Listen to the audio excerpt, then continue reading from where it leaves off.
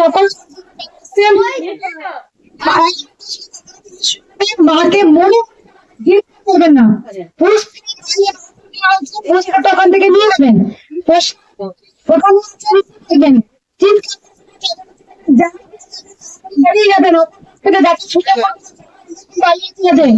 আমরা মায়ের আগে আগে নেবো, তখন দেওয়া যাবে না,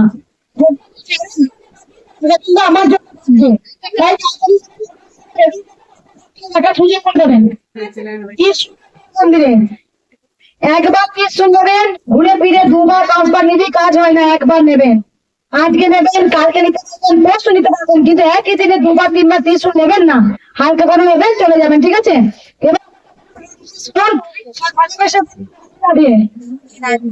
মা ছিলেন, মা আছেন, মা থাকবেন, কারণ তোমরা সবাই জানো মহাপ্রভু যেমন হরে কৃষ্ণ নাম সংকীর্তন বেরিয়ে গিয়েছিলেন, তেমন আমি মা আমাকে পাঠিয়েছেন জয় কৃষ্ণকালী মায়ের জয়, সে মায়েরই নাম নিচ্ছে, তাই তার নাম বদনে আমাদের নিতে হবে, তার নামেতে অসম্ভব শক্তি আছে। তবে একটা কথা, কৃষ্ণকালী মায়ের কাছে যারা এসছেন তারা কেউ খালি হাতে যাননি, মা কিছু না কিছু তাকে দেবেই দেবে, অন্য দেবে, অন্য আসার তো যখন ত্রিশূলটা আপনি ঠেকাবেন আপনার কপালে কিছু বরাদ্দ করলোই,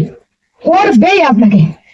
আপনি বিনিয়ে নেবেন। এখানে হাজার হাজার মানুষ প্রতিদিন কেন আসে, তারা একবার ছাড়া 10বার 13বার 4বার করে আসে, তাই মায়ের কাছে উঠলে বলবেন না আমার কিছু বলতে হয় না, মাকে মনে মনে জানাবেন, আপনার দুঃখের কথা অন্য জনের কেন শুনতে হবে, সেটা সফল হয়, মনে মনে জানাবেন, দেখবেন বেশি কাজ পাবে।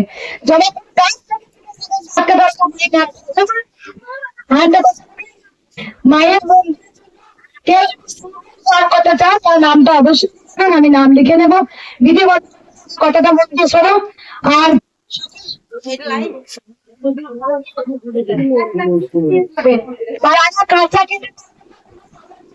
খেয়ে যান,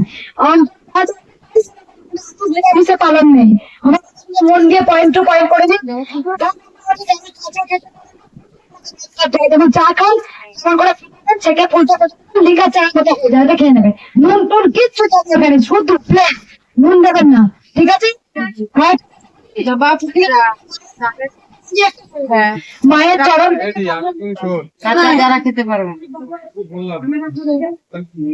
বলবেন মায়ের মন্দিরের জন্য। আমরা দেখছেন নারী রাজমণি আছে অর্থের বল, আমার আছে ভক্তের বল, ওখানে প্রচুর শাড়ি নামিয়েছিলাম, যারা মাকে মানসিক করে শাড়ি দেন, মা দেখতে পাচ্ছে যে আমাকে শাড়ি দিয়েছে, সেই শাড়ি মায়ের শাড়িতে অনেক মাহাত্ম আছে, আমি রোগ জ্বালা কোনো কিছু খাওয়া থাকলে কেটে যায়, যারা আপনারা শাড়ি নিয়েছিলেন মায়ের এই মন্দিরটা উঠেছে করে উঠেছে আপনাদের সহযোগিতা, যাই আমি ওখানে দাঁড়াবো, জিজ্ঞাসা করবেন একে একে পিছিয়ে বাবু লাইনে দিয়ে আসুন।